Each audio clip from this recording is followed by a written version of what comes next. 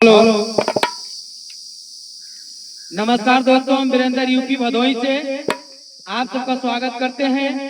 दोस्तों, आप सबके बीच में अपने टीम के साथ एक भोजपुरी गीत आप सबके बीच में छोड़ रहे हैं। आप सबको अच्छा लगे तो आप लोग कमेंट करके बताइए और हमारे चैनल को सब्सक्राइब करिए और शेयर करिए और आप लोग सपोर्ट करिए, क्योंकि भैया आप लोग सपोर्ट करेंगे तभी हम लोग का मेहनत सफल होगा। और आप ही लोग हैं कि जो जीरो से हीरो बना सकते हैं, तो आप लोग का प्यार दुलार आप लोग हम सब पे बनाए रखिए। कैसे भैया कि आजकल के बेटा अरे माई बाप के रोआवे, अरे जाके ससुरारी सास ससुर के हंसावे।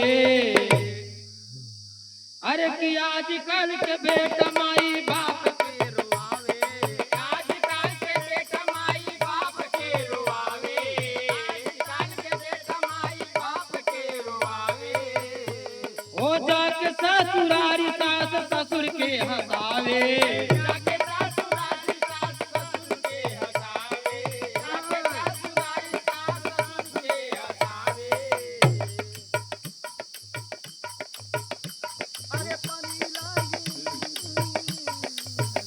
अरे परी लाग साली बहन बनली कसाई, परी लाग साली बहन बनली कसाई, परी लाग साली बहन बनली कसाई।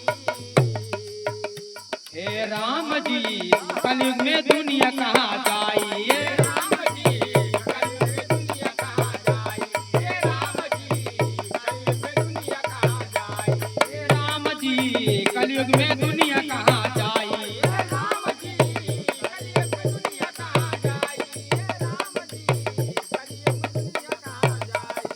आजकल के बेटा माई बाप के रोआवे, जाके ससुरारी सास ससुर के हंसावे।